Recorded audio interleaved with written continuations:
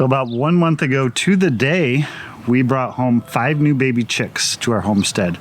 An amber link, 2 black Australorps, and 2 buff Orpingtons. Yep. Is that right? Mm-hmm. And they lived down in our basement for 2 weeks, 2.5 weeks or so, in a little crate that we had down there, and they did really well. They grew really, really fast. But then about 3 weeks ago maybe, Rachel traded some strawberry starts for a rooster, a little silky rooster. And he's the cutest, sweetest little thing. Very gentle, and integrating him in with our existing 3 hens that have been with us for what, a year now? A year. Probably about a year. Did not really go too well at first. They kind of picked on him a lot, and it was almost like he had no self-confidence. Yeah. There's like we put some wood inside the coop, and he would just go in there and hide, and it would like never come out for food, water, nothing. So we needed to come up with a plan. 1, how to get this rooster to get his confidence built back up, and 2, we have 5 baby chicks that we also need to integrate in with the rest of our flock. So I'm going to show you guys today the idea that I came up with. We've been doing it behind the scenes. The scenes for about 2 weeks now, and I think today might be the day we're finally going to try to let them mingle together for the first time. So come on over to the chicken coop back here, and we'll show you what we did. See if it works. Yeah? You think so? Yeah. So this is what we call our winter chicken coop. Not many people have a chicken coop made of brick. This used to be an old smokehouse back in the day. I think the people who lived here before maybe kept a pig in here, I heard. We use it for our chickens in the winter.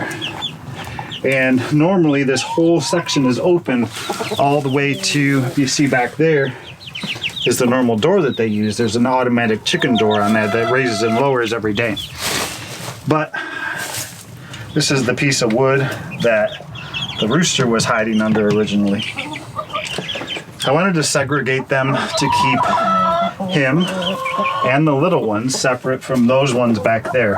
So I put a piece of fencing across here, and I hung this sheet to keep them from getting at each other. They can still see each other, they can still talk to each other, they can get to know each other, but they can't actually start pecking at each other.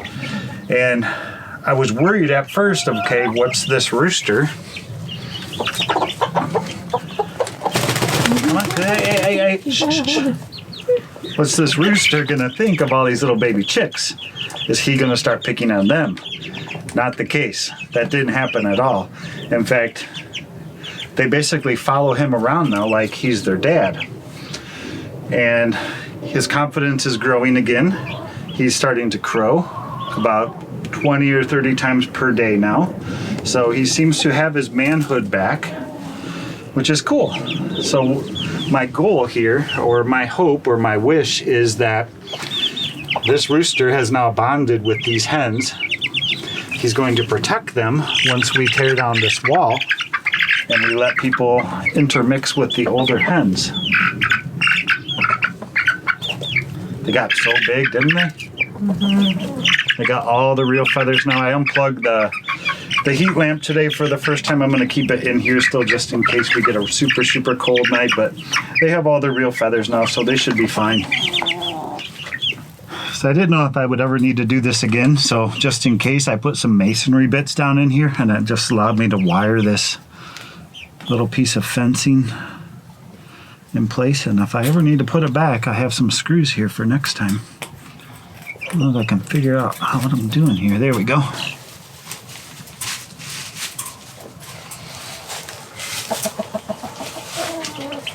Seems like he's protecting them, doesn't he? Mm-hmm. He's like staying right by their side.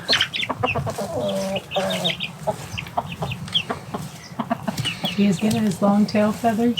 Yeah. Do you know how old he is? Oh, he's young. Young? Mm-hmm. Hey, once you girls come out. Come on. Come on. Come on. Maybe this is their safety net. Come on. Come on.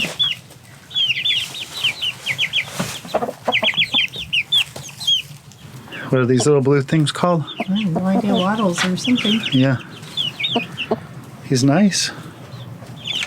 He's tiny, little silky.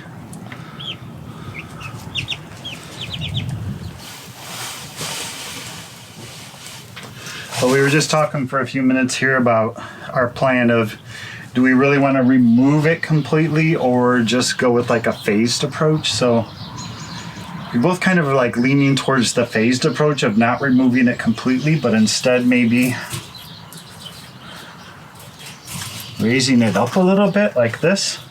So the little chickens can get out, but they still got a safe place to run and hide if they need to. So I think that's what we're gonna do for now. We'll set up the camera in here and we'll let it run for a little while and record, and then we'll come back out and we'll check and we'll see what's been happening out here. And we'll see how things go. I was really confident, feeling that he was gonna man up a little bit, calm down, and actually stand up to them ladies out there, but I don't know. It didn't take them long. They went right under there.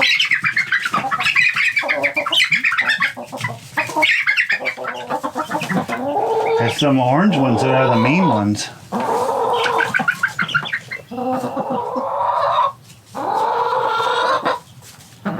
And maybe it's one of those things where they'll just get they'll get bored of it.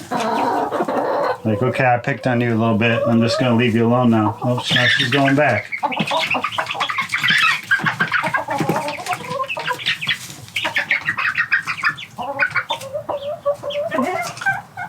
I'll leave you guys out here with them for a little bit. Keep an eye on them for me.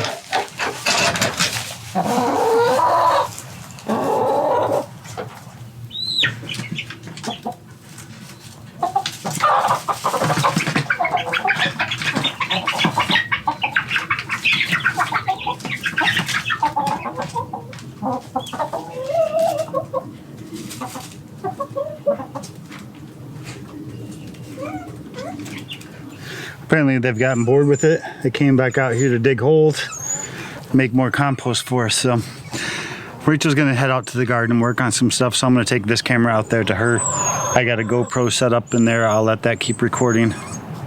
And the dogs are going crazy. They know something's not right.